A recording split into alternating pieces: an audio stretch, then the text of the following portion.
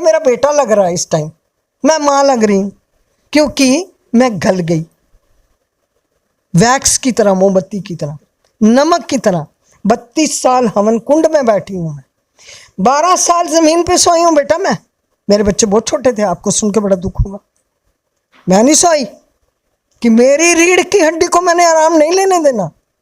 This is not my cup of tea, I have to fight for his legitimate. कहते हैं ना, हजारों मुश्किलें संगे मजा हम बन के आती हैं, मगर मर्दाने हक आगा जिनको इस बात की होश है कुछ परवाह नहीं करते, क्योंकि मरना है, मौत निश्चित है। और मौत मेरी सहेली है, जिस दिन आनी है वो बड़ी अलबेली है। मैं उसको हर वक्त कहती हूँ तू मुबारक है, जिस वक्त आए मुबारक की दस्तक देना, मुझे प्यार से ले जाना। यासीन मलिक ने जो है वो अपना गुनाह कबूल किया है और एनआईए कोर्ट ने जो है उसे दोषी करार पाया है। लेकिन बात यहाँ पर आके नहीं रुकती। यासीन मलिक कब से जेल में है, कब से जिस तरह से बात करते हैं, उस पर जो केसेस लगे हुए हैं, जो चार्जेस लगे हुए हैं, उसको सजा देने में भी इतना वक्त लग रहा है। और आप देखेंगे कितने बेगुनाहों और कितने मासूमों के जो कत्ल है उसका सिर पर है। अगर बात करते हैं एनआईए कोर्ट की, आज उन्होंने उसे जो है वो दोषी करार दिया है। और वहीं बात करते हैं, आज हमारे साथ जो है वो शालिनी खन्ना जी हैं, जो वाइफ है स्क्वाड्रन लीडर रवि खन्ना जी की। और कल जो है केस की हियरिंग है और बात करते हैं, यहाँ पर 32 साल हो गए हैं। इंसाफ की जहां तक बात करते हैं, शालिनी जी से बात होती है, वो कहती हैं कि कोर्ट पर बिल्कुल फेथ है उन्हें, बिल्कुल भरोसा है उन्हें, अपनी जुडिशरी की बात करते हैं।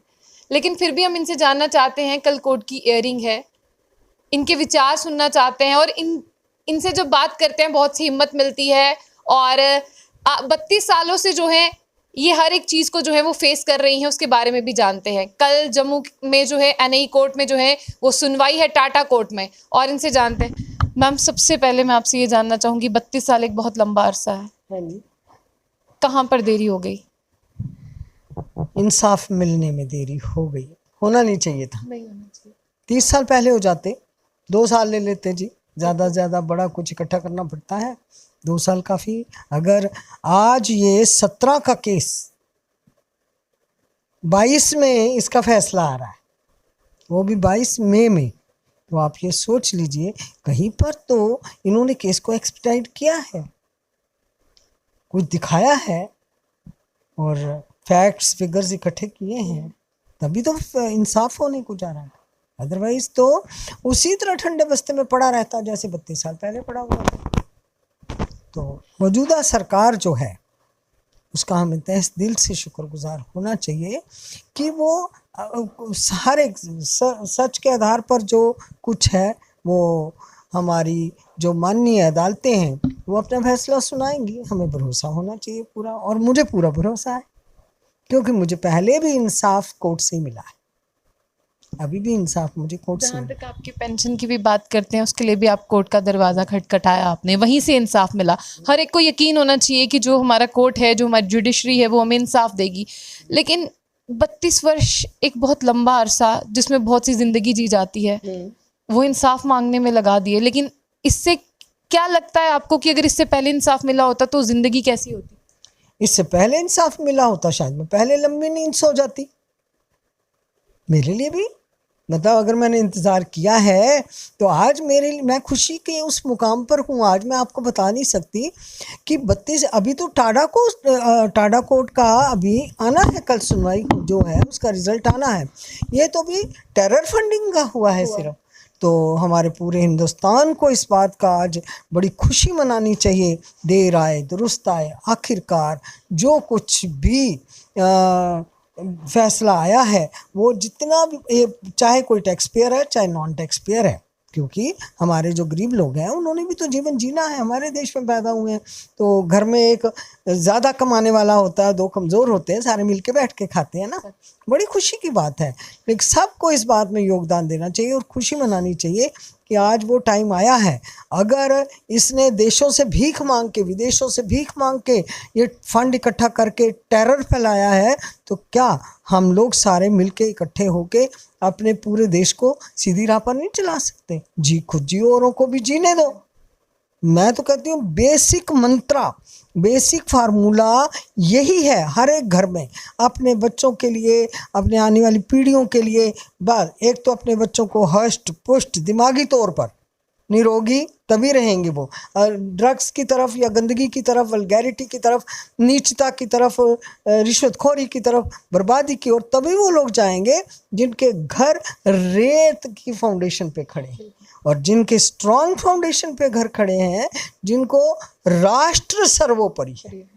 अगर राष्ट्र सर्वोपरि है तो फिर संशय कहीं नहीं, फिर महाभारत नहीं होगा, राष्ट्र सर्वोपरि। इसलिए मैं तो पूरे देश को आज हाथ जोड़ के ये संदेश देना चाहती हूँ कि सबको आज सेलिब्रेट करना चाहिए कि देर आए दुरुस्त आए। हमें भरोसा होना चाहिए। जब हम लोग, शब्दों में बड़ी ताकत है, शब्द में बड़ी ताकत है। शब्द जो हम लोग कहते हैं आवाज़ आवाम, आवाज़ खुदा कहा जाता है, तो आवाम को ये बात सीखनी चाहिए कि हमने कौन सी आवाज़ निकालनी है जो आवाज़ खुदा बन जाए। अब रहम की भीख मांगनी चाहिए सबको, खुद जियो औरों को भी जीने दो, यही मूल मंत्रा, irrespective of caste colour creed, this should be the main मूल मंत्रा। मैं तो ये बात, घरों से शुरू होगा ये, और हर कोई, चाहे बेटियों वाले हैं, चाहे बेटों वाले हैं, चाहे कोई है, हर एक को अपने बच्चे को इतना सुदृढ़, इतना मजबूत, मेंटली इतना स्ट्रांग, फिजिकली इतना स्ट्रांग बनाना चाहिए कि अपने जीवन की लड़ाई मेरी तरह वो खुद लड़ सके। शालिनी जी, सवाल मेरा भी यही है कि ऐसा कौन सा आपके पास मूल मंत्र है, ऐसी कौन सी पावर है कि आप एक कदम भी पीछे नहीं लेती, जहां पर पीछे लेने की बात आती है 10 कदम आगे चल के जाती है? बेटे, मैं एक बात मानती हूँ कि ओवरनाइट कैरेक्टर बिल्ट नहीं होता है, यकीन मानना। मेरा भी पिछले जन्म का कुछ हिसाब किताब है, और मेरे जो आइडल हैं वो कौन है? मेरा रंग दे बसंती चोला, शहीद भगत सिंह, बाबा साहब अम्बेडकर, सुभाष चंद्र बोस, जय हिंद की सेना अकेला तैयार कर सकता है, और अहल्याबाई होलकर, क्या उसकी जीवनी पढ़ो, उसका इतिहास पढ़ो, और देखो उस बच्ची, वो छोटी सी बच्ची थी कि उसको राजा उस रास्ते से निकला है होलकर, उसको ये बच्ची भाग गई सत्य के आधार पर, और उस बच्ची को अपने घर की बहू बना लिया। बाद में वो रानी बनी। उसके रास्ते में सिर्फ कांटे बिछाए जाते थे, क्या घर की तरफ से, क्या बाहर की तरफ से, क्या समाज राजनीति, लेकिन उसने भी, ऐसी कोई वीरांगना हुई है, उसने भी लोहे के जूते पहने हुए थे। She used to crush the thorns, और हाथ में लोहे की छड़ी, और बेल्ट बांधी हुई थी उसने कमर पे लोहे की, और सत्य में जयते, झूठ कहते हैं ना, हजारों मुश्किलें संगे मजा हम बन के आती हैं, मगर मर्दान हक आगा, जिनको इस बात की होश है, कुछ परवाह नहीं करते, क्योंकि मरना है, मौत निश्चित है, और मौत मेरी सहेली है, जिस दिन आनी है वो बड़ी अलबेली है। मैं उसको हर वक्त कहती हूँ, तू मुबारक है जिस वक्त आए, मुबारक की दस्तक देना, मुझे प्यार से ले जाना। हजारों मुश्किलें संगे मजा हम बन के आती हैं, मगर मर्दान हक आगा कुछ परवाह नहीं करते। वो तोपों के दहाने पे, उसके मुंह के आगे भी सच्ची बात कहते, पता उड़ा दिए जाएंगे। वो तोपों के दहाने पे भी सच्ची बात कहते हैं, वो अक्सर भूले से अंजाम को देखा नहीं करते। जो लोग बेखौफ जिंदगी जीने वाले हैं, आप जब भी मेरे पास बिटिया आई हो या आओगे, सो के उठूंगी, वही बात है। सोने जा रही हूँ रात को 2 बजे, वो जैसे किसी क्रिमिनल को जा कहते हैं चल भाई जा खा पी के लिए आराम कर, जेल में डाला हुआ है। जब वो बेचारे को नींद आने लगती है, 10-12 जाते हैं, उसको सोटियों से उठा के उसके बयान लेने शुरू करते हैं। कोई उसको कहाँ कंफ्यूज कर, लेकिन जो सच्चा बंदा है, जो सच्चा बंदा है, उन 10 के 10 छोड़ के 100 के 100 को अदना समझता है। मैं रब का बंदा, मुझे नशा ये है, मैं रब का, I am the chosen one, I am the blessed one, I am not an ordinary lady, I am wife of squadron leader Ravi Khanna. I always remember this thing। और दूसरी बात मैं ये याद रखती हूँ, मुझे गुरु महाराज की कृपा है, गुरु गोविंद सिंह जी की बेटी हूँ मैं। उन्होंने ये उद्घोष दिया हुआ है, 1.25 लाख से एक लड़ाऊँ तबे ही गोविंद नाम का हूँ। ऐसे थोड़ा चिड़िया नाल बाज लड़ावा तबे ही गोविंद नाम का हम। उन्होंने गुरबाणी में है कि एक चींटी के द्वारा हाथी की मौत होती है, और वो कहते हैं जे थाप, शाबाशी, हाथ रखे, जे थाप दे पात शाहो, वो क्रिएटर, लश्कर कोट लाख करे स्वाहो, एक कतार में झुंड के झुंड हाथी सैकड़ों, वो सारे गिरा देती है एक चींटी। सिर्फ अब ईश्वर पे जो विश्वास रखने वाले लोग हैं वो झूठ नहीं बोलते, चाहे जो मर्जी हो जाए। उनको कोई बदनाम करे, कोई उनका, देखो जितने झूठे लोग होंगे वो विक्टिम कार्ड खेलेंगे, जितने सच्चे लोग होंगे उनकी आवाज़ हिमालय पर्वत जितनी चोटी है ना इतनी ऊंची होगी, आप यकीन मानना। और आवाज़ ही नहीं होगी, रूह को जाके प्रहार करेगी। जैसे लोहे को चुंबक खींचता है ना, सच रूह को खींचता। आप मेरी बात पर विश्वास करो इस बात का। और कोई किसी को इस तरह कैसे मार जाएगा, कोई कैसे मार जाएगा। मैंने अगर बेहुदा श्वास खराब कर दिए हैं, मेरे पूरे हो गए, ठीक है ना। और देश के लिए अगर वतन की आबरू खतरे में हो तो मैंने मर्जी से शादी की थी फौजी से। मेरे लिए भी डॉक्टर्स, इंजीनियर्स, IPS, IAS कईयों की मैं अपने टाइम पर, आज ये इमारत जो गिरी हुई आपको दिखाई देती है ना, अगर आप मेरी उस टाइम के फोटोग्राफ्स देखेंगे आपको समझ आएगा वो, क्योंकि मैं ज्योग्राफी चेंज हो गया है। लड़ाई जंग 32 साल की लड़ाई है और अकेली एक कल्ला चालो रे, हुकूमतों के साथ लड़ाई हुई है, ना अग्गा ना पिछा, ना पॉलिटिकल बैकग्राउंड, ना कुछ। चलो भाई, वो कौन सी अद्भुत शक्ति है, वो कौन सी डिवाइन फोर्स है जिसने मुझे अपने गोद में उठाया हुआ है। और मैं जब पेंशन केस भी लड़ी हूँ, 4.5 साल में आती जाती रही हूँ, चलती ट्रेन में चढ़ जाती थी मैं, आप यकीन मानो, चलती ट्रेन में चढ़ी हूँ और जनरल कंपार्टमेंट में, क्योंकि मेरा उस टाइम हाल ऐसा था। हर एक, VP सिंह जी उस टाइम थे प्राइम मिनिस्टर, उनसे लेके देवी दयाल जी थे वाइस प्रेसिडेंट प्राइम मिनिस्टर, और वहाँ से लेके कितने प्राइम मिनिस्टर चेंज हुए हैं, नरसिम्हा राव जी तक, फिर शंकर दयाल शर्मा जी तक जो हमारे प्रेसिडेंट हुए लास्ट में, जब मैं, madam Margaret Alva, Shivraj ji Patil, Raja Ramanna जी हमारे डिफेंस मिनिस्टर। ईश्वर आपका भला करे। आप मेरे शरद पवार जी, जिनको मैंने कुर्सी से उठा दिया था ये बात पूछ के कि when Naga Mizo militants have been given for the rehabilitation, why not squadron leader Khanna? When director Lassa called the driver of Doordarshan is been given last padron from the back door, why not defense forces? Why this stepmotherly treatment? Madam, hold, you are talking politics. Look Mr. Pawar, I am not a politician. आप यकीन मानो उस time ऐसा कोई मालिक की दया थी और ऐसी थी कि मैं जिसके दरवाजे पर जाती थी राज दरबार के गेट खुल जाते थे। आप यकीन मानो, ये कामयाबी ऐसे नहीं मिली, लेकिन मैंने भी ठान लिया था, लोहे के जूते, लोहे की छड़ी हाथ में। मेरे साथ बेइंसाफ़ी हुई है, उस टाइम के स्टेशन कमांडर सतीश सरीन ने मेरा केस खराब किया था। मैं उसके घर चली गई थी, अकबर रोड, सामने मैडम सोनिया गांधी रहती थी, जॉर्ज को मैं मिल के, उनका जो PA था उनको मिल के आई थी। मैंने उनके घर जब गई हूँ वो हैरान हो गए, कौन सी जीप एंटर कर गई। उन्होंने सारे दौड़ते हुए आए, उनकी मिसिस ने मुझे पहचान लिया, उनका नाम गुड्डी निकनेम से उनको बुलाते हैं, कि Shalu how come you are here? I said courtesy your husband, he has made me to toss from pillar to post to seek justice, my husband's pension has been denied, why so? वहाँ पर कोई 20-20 foot छत थे, और एक, आज आपको बता रही हूँ, मैंने आज तक ये बात नहीं बताई, कई मतलब घर वालों को पता है, किसी और को नहीं पता, वहाँ पर एक लोहे की रॉड पड़ी थी, वो रॉड भी होगी कोई 7 फीट तो होगी उनकी खिड़की, वो रॉड निकली हुई थी, मैंने वो रॉड उठाई, मैंने कहा I can break his skull into 2, nobody can stop me. मेरे अंदर कुछ ऐसा हो गया हुआ था। देखने में मैं आज जैसी लगती हूँ, सीधी सादी में उस टाइम भी थी, एक बन बनाती थी, बिंदी लगाती थी, साड़ी पहनती थी, कुछ नहीं करती थी, लेकिन भीतर की शक्ति बहुत थी। मैंने कहा कि I can break his skull into 2, the entire Indian media will come to me and they will ask me, Madam, why have you done this? I will simply say, this man has made me insane. तो मेरे से हो गया। मैं आपको सच्ची बात, एक ये नहीं है बड़ी, मैं तो एक इतना बड़ा ग्रंथ हूँ। अगर आप 32 साल की दास्तान 24/7 32 दिन मेरे पास बैठेंगे ना बेटे, आप स्टोरी नहीं लिख सकती। आपको लगेगा मैं थक गई, लेकिन मैं अभी भी ना थकी ना अकी, ना नहीं थकी। दशरथ माझी मेरा आइडियल है इस वक्त का।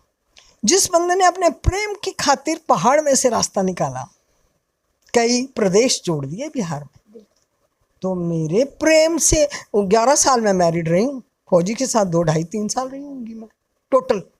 लेकिन आप यकीन मानो 11,000 साल की ज़िंदगी मैंने जी है, जो 2-3 साल है 200-300 करोड़ साल जी गई हूँ मैं। तो मेरा तो जीवन इतना खूबसूरत, इतना लम्हा प्यारा है कि मैं अभी भी उसके साथ सांस लेती हूँ। लोग कमेंट्स पढ़ती हूँ, मैडम सल्यूट आपको, आपका बेटा महान। ये मेरा बेटा लग रहा है इस टाइम, मैं माँ लग रही हूँ, क्योंकि मैं गल गई वैक्स की तरह, मोमबत्ती की तरह, नमक की तरह। 32 साल हवन कुंड में बैठी हूँ मैं, 12 साल ज़मीन पे सोई हूँ बेटा मैं। मेरे बच्चे बहुत छोटे थे, आपको सुन के बड़ा दुख होगा। मैं नहीं सोई कि मेरी रीढ़ की हड्डी को मैंने आराम नहीं लेने देना। This is not my cup of tea, I have to fight for his legitimate right. मैं अभी तक लड़ रही हूँ। अगर आप अभी तक लड़ रहे हैं तभी हम सब आप तक पहुंचे हैं कि आपसे प्रेरणा लेनी है। आप एक शक्ति की तरह, एक पावर की तरह हैं। बेटे ऐसा है, भीतर की जो शक्ति है ना, ये सबको ईश्वर ने ये चिंगारी दे के भेजा है। अगर हम झूठ, छल, कपट, फरेब के ओढ़न उड़ा देते हैं ना अपनी रूह को, अंदर से वो बड़ा छटपटाती है, पर उसको रास्ता सुराख नहीं मिलता। लेकिन जो रोज बैठ के मालिक की बारगाह में अपनी रूह का डस्ट सुबह से लेके शाम तक के अमल के बारे में पढ़ता है, एनालिसिस कर, सेल्फ एनालिसिस करता है, उस पर दया होती है। शालिनी जी, एक छोटा सा सवाल जाते हुए आपसे पूछूंगी। आपने 1990 के हालात भी देखे, अब दोबारा से कहीं ना कहीं उन हालातों की ओर कश्मीर बढ़ रहा है। आपको क्या लगता है, क्या सल्यूशन हो सकता है? क्योंकि दहशतगर्द आप देखें दोबारा से बढ़ रहे हैं। नहीं, मैं आपको एक बात बताती हूँ बेटे, बात को समझने की कोशिश करो। जब हाथ से कुछ निकलने लगता है ना, तो इंसान छटपटाता है, और ये काम कमज़ोर आदमी करता है। फिर वो गंदे से गंदा हथकंडा अपनाता है कि जिसकी उसको सूझबूझ नहीं रहती। कश्मीर उस तरफ बिल्कुल नहीं जा रहा मेरे नज़रिए से। मैं आज भी कहूँगी, बड़े विदुषी लोग, बड़े अच्छे लोग, ईश्वर को मानने वाले लोग, अगर वो सही फॉलोअर हैं अपने ईमान के, अपने प्रॉफिट को सही मानते हैं, अपनी किताब को जो और किसी ने लिख के ट्रांसलेट करी है उसको छोड़ के वो रूह की किताब रोज़ पढ़ते हैं, सेल्फ एनालिसिस करते हैं, तो बिल्कुल कश्मीर गर्द की तरफ नहीं जा रहा है। कश्मीर में देखिए, सुई की घड़ी 12 तक जाती है, 12 तक जाती है सुई की घड़ी, 12 के बाद फिर वो शुरू हो जाती है। अब गोल्डन पीरियड इज स्टार्टेड। कोई बात नहीं, घबराना नहीं चाहिए किसी बात से भी। अभी भी जो कुछ हो रहा है निश्चित ही जिन जिन के घरों का नुकसान होता है ना, इस बुढ़ापे में जब बच्चे की लाश ढोनी पड़ गई है जिन लोगों को, तो आप सोचिए कि उन पर क्या गुजर रही है। लेकिन ईश्वर के आगे आओ, प्रार्थना करें, ईश्वर उनको शक्ति दे, और समाज irrespective of caste, colour, creed, Hindu Muslim का एजेंडा छोड़ के इकट्ठा हो जाए समाज, और समाज ये कहे राष्ट्र सर्वोपरि। स्लीप पर हिंदू मुस्लिम लेके नहीं घूमना है, राष्ट्र सर्वोपरि। मेरी कब्र यहीं पे बननी है, मेरा जनाजा यहीं से उठना है। बाद में कहीं मेरी कब्र को ऐसे गंदे तरीके से ना फोला जाए कि जिस पर लोग गंदगी फेंके, मुझे प्यार से याद किया जाए। शुक्रिया।